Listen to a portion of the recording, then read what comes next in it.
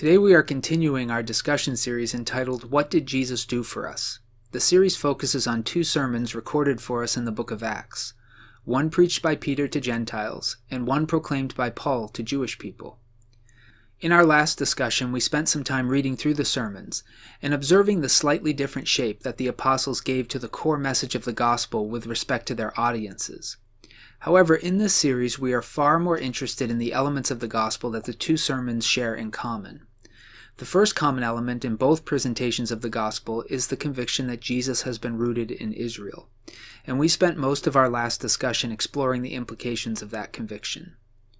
Today we'll continue to investigate the common elements of the two sermons in Acts chapter 10 verses 34 through 43 and chapter 13 verses 16 to 41, as we attempt to address our guiding question, what did Jesus do for us? Most contemporary gospel presentations emphasize in one way or another the reality that the righteousness of Jesus has somehow been applied to those who place faith in him. And at the core of that way of speaking of the gospel is the assumption that Jesus bore something on the cross that we ourselves should have borne.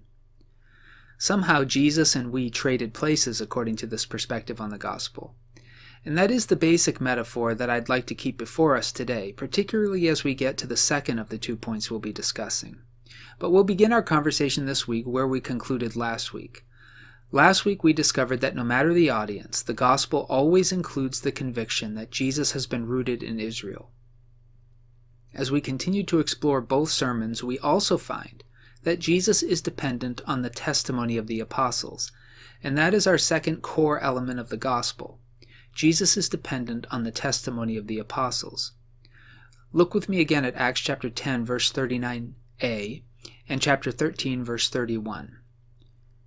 In verse 39, we are witnesses of everything he did in the country of the Jews and in Jerusalem. And then in chapter 13 verse 31, these are Paul's words, and for many days he was seen by those who had traveled with him from Galilee to Jerusalem. They are now his witnesses to our people. Whatever it is that Jesus has done for us, both the Apostle Peter and the Apostle Paul remained insistent that what the Christian community knows about and believes about Jesus is dependent on the testimony of his apostles. As rooted as Jesus has been in Israel, the God-breathed interpretation of his life, ministry, death, resurrection, and ascension has been committed to those who were with him from the baptism of John until he was caught up in the clouds. Whatever we think we know about God from personal experience, from intimate moments, from crisis decisions, and all the rest, it all must be submitted to the testimony and teachings of those who have been authorized by God to interpret Jesus for all the rest of humanity for all time. We talked extensively last time about the long period of time which the First Testament has preserved, and the quite lengthy process by which many of the books arrived at the form in which we find them today. The apostolic teachings of the New Testament are different in most respects. For instance, where the First Testament was written over a period of no less than 1,000 years, the New Testament was completed in less than 70 years, most of the books having been finished within 40 years of Jesus' ascension. Furthermore, whereas many of the First Testament books do not specify individual authors or occasions for which the books were written, at least half of the 27 books of the New Testament do identify authors and provide some rudimentary clues as to what prompted their writing. So to speak of the process by which the New Testament came to be written and recorded is a bit simpler in many ways than the First Testament. However, simpler should not be confused with simple. It is one thing to speak of the New Testament as being a record of the teachings of the apostles. It's quite another to demonstrate how precisely that opinion is sustainable. After all, not all of the writers of the New Testament are known with certainty. Even more, many of the authors who are specified were not apostles in the sense in which we've been using the word, referring specifically to the 12 who were eyewitnesses to Jesus' ministry from the beginning. None of the Gospels, for instance, identify an author specifically. Only John gives us some clue in the text itself as to who the author was, but the clues are far from clear. We rely largely on church tradition for the identities of the Gospel writers, and also for the book of Acts, since whoever wrote Luke also seems to have written Acts. But the identity of the authors, again, depends largely on church tradition. Furthermore, there are 13 epistles ascribed to the Apostle Paul, and we should recall that though Paul has called himself an apostle untimely born, he was not an eyewitness to the entirety of Jesus' ministry. Moving forward in the New Testament canon, the writer of Hebrews is unnamed, though church tradition does associate the text with Paul. The James who wrote the book of James is identified as James, the half-brother of Jesus, not the Apostle James, the brother of John. The epistles of 1st, 2nd, and 3rd John do not name an author specifically, and the writer of Jude was Judas, the brother of James, again, not either of the apostles named Judas. Of the 27 books of the New Testament, only 1st and 2nd Peter and the book of Revelation claim authors by name who were part of the 12 apostles of Jesus. If we include Matthew, John, and the epistles of 1st, 2nd, and 3rd John, all of which church tradition insists were written by apostles, then that amounts to only 8 out of 27 books written by apostles, at least in the eyewitness sense of apostle. So if Jesus is dependent on the testimony of the apostles, how precisely is the New Testament connected with their testimony?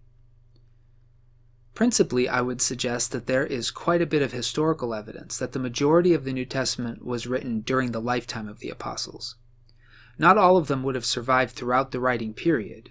The Apostle James, for instance, didn't even survive to the halfway point of the book of Acts. But church tradition does indicate that most of the New Testament was written during the principal ministries of most of the apostles, and even those books written later, after, for example, the death of Peter, are still reported to have been composed during a period in which at least one of the apostles continued to live. Tradition has said that the Apostle John lived until somewhere around AD 90. In my opinion, there is very little substantial evidence to suggest that church tradition has been wrong to maintain that the last books of the New Testament chronologically were written before the death of the Apostle John. The point here is that, even if the majority of the books of the New Testament were not written by apostles, they were nearly all written and circulated during the lifetime of the apostles. Furthermore, all of the books of the New Testament present themselves as accurate records and extrapolations of the teachings of the apostles. It is in this way that the New Testament might be called apostolic. These convictions do not come without some measure of faith in the earliest Christian communities, of course. We do have to trust them to have preserved, copied, and rightly identified these texts as faithful to the teachings of the apostles.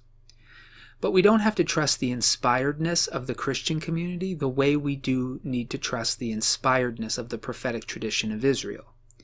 Trusting a community to copy texts and to recognize their authority seems quite a different thing to me than trusting a community to write, rewrite, and edit texts over many centuries. I believe that the majority of the evidence suggests that the earliest Christian community did not write these texts in hindsight, long after the apostolic witnesses had died, as was often the case with the First Testament writings. I would argue that these texts were written within the lifetime of the apostles, which also means that they were written within 2 generations of the events of Jesus' life. And therein lies our confidence. As I alluded to earlier, some have argued that the Gospel of John, Revelation, and perhaps a small number of others were written after the lifetime of the apostles. As I've said, I'm not convinced that's the case. But even if it were, so long as the writings accurately reflect apostolic teaching and were composed by disciples who witnessed those teachings firsthand, I remain convinced that the New Testament is an accurate and authoritative record of the teachings of the apostles. Karl Barth once compared reading the writings of the Apostle Paul to standing on a porch with a roof over it. He said that reading Paul felt as though Paul were standing in the street below him, trying to explain something that was blocked from his view by the roof over his balcony. Paul could see it somehow, when Barth could not. Barth therefore believed that he had to trust Paul's testimony if he had any chance of grasping what Paul was seeing. I don't want to push that metaphor too far, nor am I completely comfortable with where Barth ultimately went with the analogy. However, in many ways, that is what we mean by apostolic authority. The apostles saw what we have not seen, and they were guided by God to interpret it in a way that the later Christian community has not been. At least that's what I believe is at stake in both Peter's and Paul's emphasis on the apostles as witnesses to Jesus. So Jesus is dependent on the testimony of the apostles, which means for us that we are dependent on the New Testament for Jesus. In other words, though Jesus was a real historical person, we have no access to an objective historical Jesus. The only Jesus that we have been given is Jesus as he has been witnessed to and interpreted by the apostles, at least Jesus in the text. Of course, Jesus is still alive and enthroned at the right hand of the Father, and we can, through the Holy Spirit, interact with him in real time now, but we're talking about the records of Jesus' life and ministry on which our faith is founded. And we cannot extract the history from the interpretation the apostles have offered to us. These two are indelibly intertwined in the Scriptures and for Christians, and they should be. With that said, there is one more aspect to Jesus being dependent on the testimony of the apostles that I want to suggest before we proceed. The God-breathedness, the inspiration, the special election of the prophetic tradition of Israel that extended over 1,000 years should not be distinguished from the apostles, in my opinion. They are part of that tradition. The apostles were born as Jewish people, raised as Jewish people, and enculturated in Judaism. For me, the apostles themselves should be seen as the last of the prophets of ancient Israel, the last prophets of the people who had been chosen to witness to the activity of God in history and to interpret that history for all other peoples for all time. When the people of Israel as a nation in special covenantal relationship with God and fully Torah observant were practically brought to an end with the destruction of the temple in Jerusalem in AD 70, I believe that the God-breathed prophetic tradition came to an end as well. Once a prophet like Moses had come in the person of Jesus, his apostles were the last to speak words on behalf of God, which were to be considered as scripture for God's people. In this way, we might say that Jesus, having been rooted in Israel, includes Jesus being dependent on the testimony of the apostles. And for some it may seem curious that Jesus himself did not author a text personally, but perhaps it makes more sense if in not doing so, God was remaining faithful to his special election of Israel as his mouthpiece to the world. So what exactly did Jesus do for us? Well, whoever Jesus was and whatever Jesus did has both been rooted in Israel and is dependent on the testimony of the apostles. And with those foundational convictions before us, we can now begin to address our primary question: what did Jesus do for us? Both Peter and Paul have insisted that Jesus embraced a curse. And that's our third point. Jesus embraced a curse for us. Look with me again at Acts chapter 10, now verse 39, and chapter 13, verse 29. So this is 10:39. We are witnesses of everything he did in the country of the Jews and in Jerusalem. They killed him by hanging him on a tree. And now chapter 13, verse 29. When they had carried out all that was written about him, they took him down from the tree and laid him in a tomb. Both Peter and Paul found it necessary to include this strange detail that, for those of us who have not been raised under the covenant of Sinai, might seem a bit spurious. But remember, whoever Jesus was and whatever Jesus did has been rooted in Israel. If we are to understand what was at stake for both Peter and for Paul in observing that Jesus was hung on a tree, we must return to the Torah. The critical passage can be found in the book of Deuteronomy chapter 21, verses 22 through 23, which says this: If a man guilty of a capital offense is put to death, and his body is hung on a tree, you must not leave his body on the tree overnight. Be sure to bury him that same day, because anyone who is hung on a tree is under God's curse. You must not desecrate the land the Lord your God is giving you as an inheritance. Both Peter and Paul seem to have assumed that however the gospel is presented and to whomever it is presented, it must include the detail that Jesus was hung on a tree.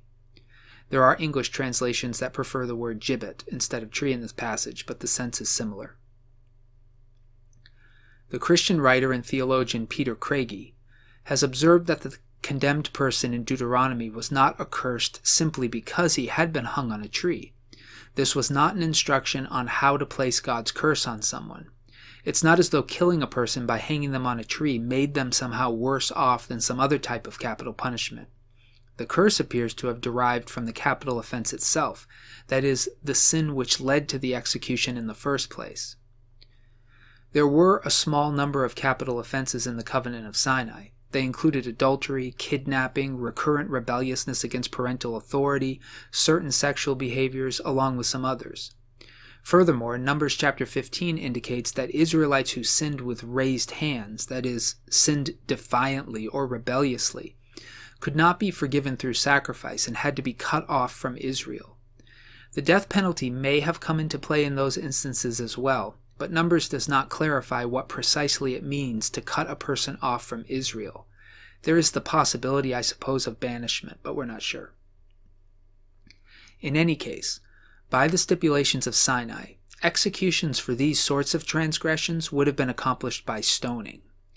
Only after dying would the condemned have been hung on a tree or on a gibbet as a sign to the community of what happens to covenant breakers. Therefore, the dead person hung on the tree or gibbet would have been under God's curse before they were hung on the tree, namely the curse of having been executed as a covenant breaker. The curse of the covenant was death, and so a person cursed in such a way might have been hung on a tree as a display of covenant justice.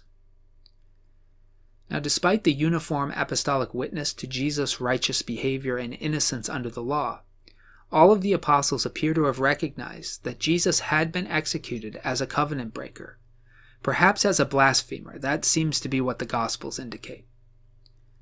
Jesus claimed the authority to do things that by Torah only God could do.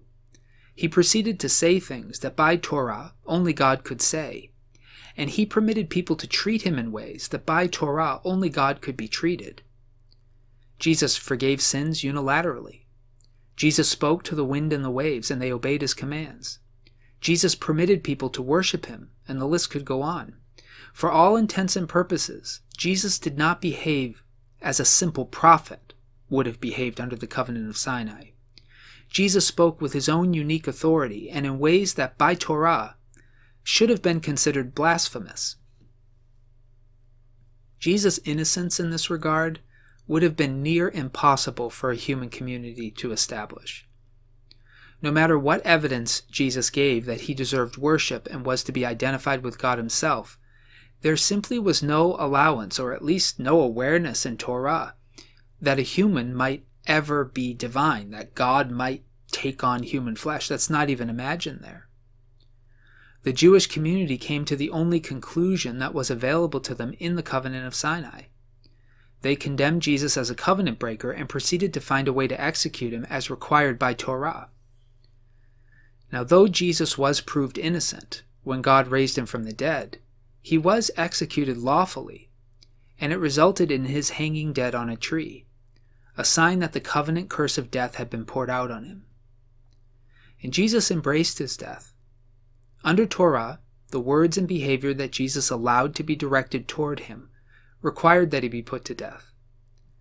The Jewish community, in their ignorance of who Jesus was, however willful that ignorance might have proven to be, did the right thing by Torah, by black letter law. And faithful to Torah, they did not leave him on the tree overnight, but they buried him that same day. Only in Jesus' resurrection from the dead were the truth of his claims demonstrated, a point to which we'll return in our next discussion. But at the time of his execution, Jesus did not resist his sentence as a covenant breaker. By his behavior, he had claimed not only to speak in God's name, but to be God himself, and only God could vindicate such a claim. Under the law, and unsurprisingly, he was considered guilty, and he not only accepted that guilt, but submitted himself to execution. Jesus had lived in submission to the law throughout his life, and he even lived in submission to the law in his death. He embraced the curse of the covenant of Sinai that came on him. The covenant of Sinai simply did not allow or make room for a human being to claim to be divine. So in many ways, Jesus was lawfully executed. But when God raised him from the dead, God proved that Jesus had been judged wrongly. The Jewish authorities might have presumed Jesus to be a covenant breaker, and then proceeded to hang him on a tree as a sign of his accursedness. But Jesus' resurrection proved their judgment and his execution to have been errors. Jesus looked accursed, but he was in fact not. So why did the apostles continue to emphasize that Jesus was hung on a tree? Were Peter and Paul simply trying to highlight this whole story we've just covered? Perhaps that's the way we should understand this, but I believe that would be insufficient in the end. When the Apostle Paul dealt with this detail of Jesus' death more extensively in his epistle to the Galatians, he seems to have seen much more at stake. In Galatians chapter 3, verses 10 through 14, Paul wrote the following words: "All who rely on observing the law are under a curse. For it is written, 'Cursed is everyone who does not continue to do everything written in the book of the law.' Clearly no one is justified before God by the law, because the righteous will live by faith. The law is not based on faith. On the contrary, the man who does these things will live by them. Christ redeemed us from the curse of the law by becoming a curse for us. For it is written, 'Cursed is everyone who is hung on a tree.'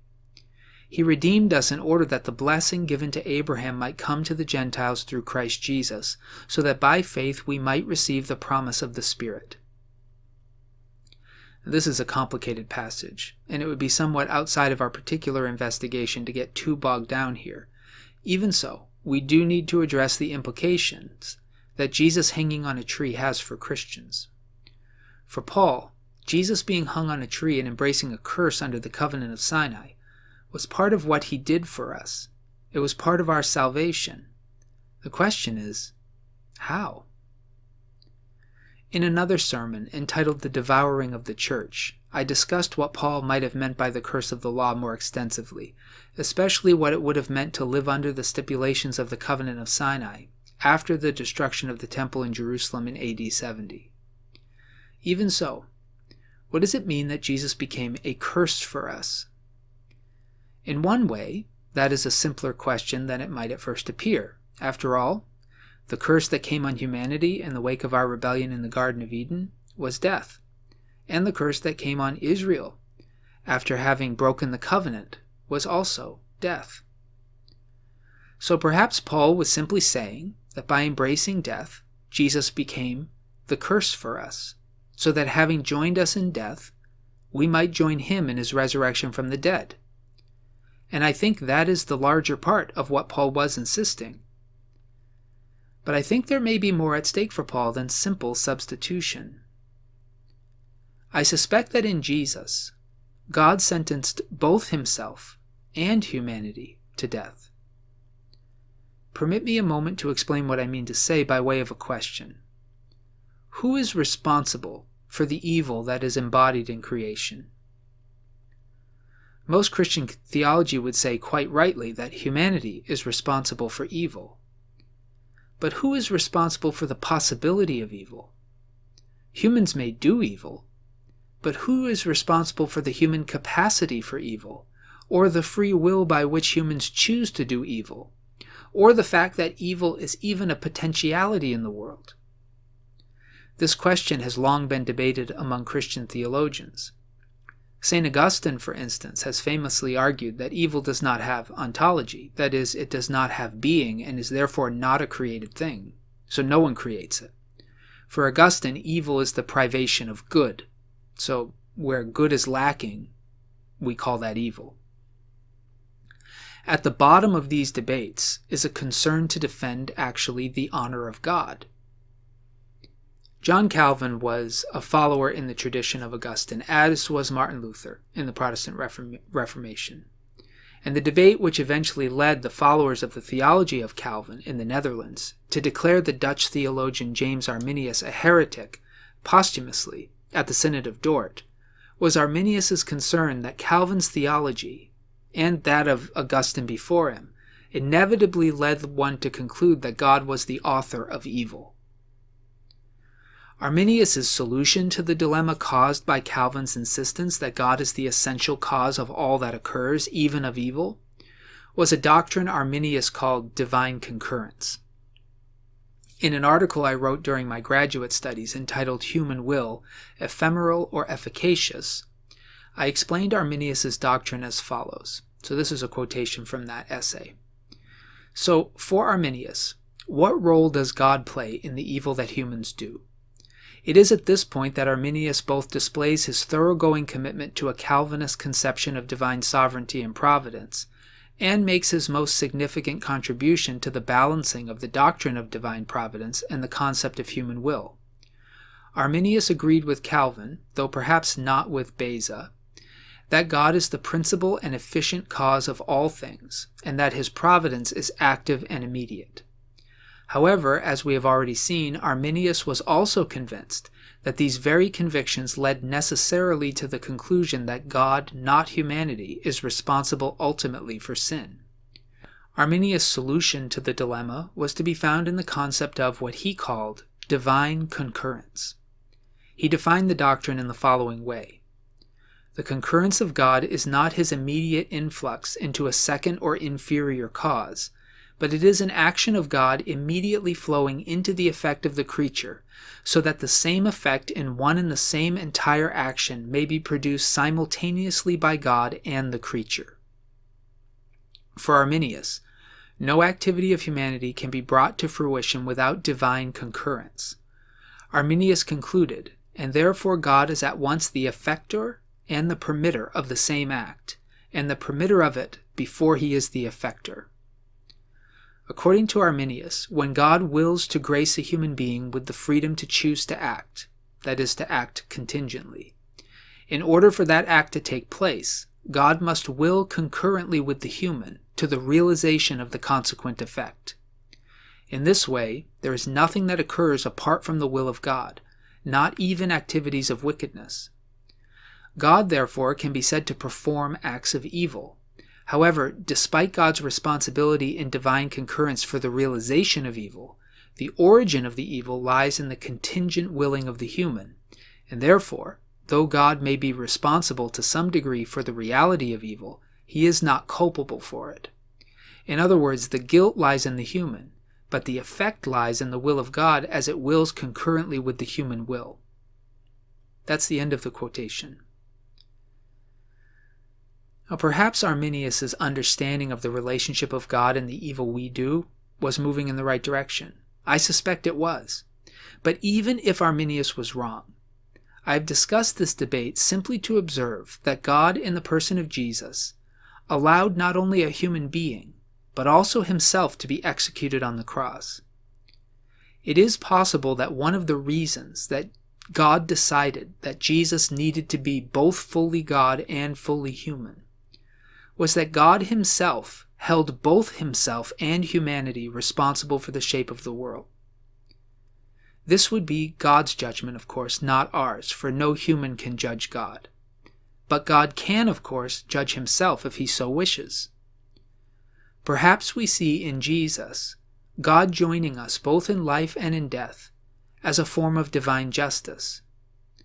And I suspect this is a possible implication of Paul's insistence both that Jesus became a curse for us, and in another place, that he who knew no sin became sin for us, so that in him we might become the righteousness of God. Our union with Christ in his death is what our baptisms are meant to signify. In baptism we die symbolically with Jesus, accepting the curse of the covenants we have broken. But this symbolic death anticipates a real dying that's yet in our future. All of us, apart from those who are alive when Jesus returns, will also die actually as Jesus did. This is the curse that Jesus embraced and that we must embrace. Our hope and faith is that if we die faithfully, our Lord will raise us as he raised Jesus, and we too will receive new life and live in the midst of a new covenant and a new creation. Many assume that Paul's point in Galatians is that Jesus embraced something that we no longer have to embrace, that somehow Jesus became a curse so that we wouldn't have to become a curse. However, I believe that for Paul and for Peter, what Jesus did for us was to blaze a path we must follow. Jesus embraced the curse of death under the law, not so that we wouldn't have to die, but so that we could embrace the justice of death and dying with hope. Whatever Jesus has done for us has been rooted in Israel and is dependent on the testimony of the apostles. And what did Jesus do for us? Both Peter and Paul assure us that Jesus embraced the curse of death for us. His accursedness was evidenced as he hung on the cross.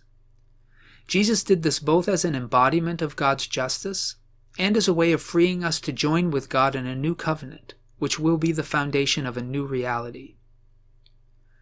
Furthermore, Jesus did this for us so that the condemnation of the covenant of Sinai, along with all of the other covenants God had made with humanity, might be embraced and fulfilled. All humans die, but only those who embrace their deaths as just, as Jesus did, will truly be set free from the curse of the law. Under the law, we must die, but in Christ, death becomes a temporary punishment. Even now we walk as living sacrifices, according to Paul, a people who have died to the law and to sin. This is what is at stake in the curse that Jesus embraced for us. We too must embrace it if we are to receive new life in the new covenant.